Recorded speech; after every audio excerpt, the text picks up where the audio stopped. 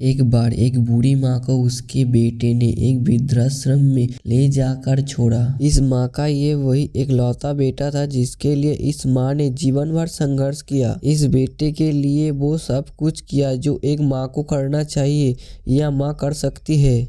और आज भी अपने बेटे के किसी भी तरह की परेशानी ना हो इसलिए आश्रम में रहने के लिए भी तैयार हो गई। वृद्धाश्रम में रह रही माँ हमेशा अपने बेटे की याद करती, मगर बेटे केवल साल में एक बार उसके मिलने जाता या फिर फोन पर बात कर लेता। इस तरह कई साल बीत गया। वृद्धाश्रम से बेटों को एक दिन फोन आया। उन्होंने कहा, बेटा जल्दी से आश्रम में आके अपने माँ से मिल लो, वो बहुत सीरियस है। बेटा जब बीमार माँ के पास पहुंचा तब वो अपनी आखिरी सांस गिन रही थी। बेटे ने अपनी माँ से उसकी आखिरी इच्छा पूछते हुए कहा, माँ मैं तुम्हारे लिए क्या कर सकता हूँ बताओ।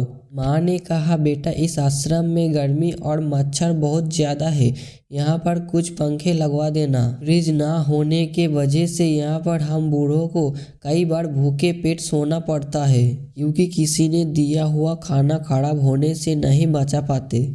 तो इस आश्रम के लिए एक दो फ्रिज भी खरीद कर दे देना। बेटे ने अपने माँ की सारी बात सुनी और अपने माँ से पूछा, आपने इतने साल यहाँ पर निकाल दिए पर आपने कभी भी ये बात मुझसे नहीं कही, और अब जब आपके पास टाइम नहीं बचा है तब आप ये सब कह रही है, ऐसा क्यों? माँ ने बेटे को जवाब देते हुए कहा, बेटा मैंने गर्मी, भूख और पीड़ा सहन कर ली, लेकिन मुझे पता है जब तेरे बच्चे तुझे यहाँ पर छोड़ कर जाएगा तब तू ये सब सहन नहीं कर पाएगा। इसलिए तेरी सुविधा के लिए ये मैं तुझे सब लगाने के लिए कह रही हूँ। दोस्तों, माँ की ये आखिरी लाइन किसी भी बेटा या बेटी की आंखें खोलने के लिए सक्षम है। इतिहास हमेशा अपने आप को दोहराता है।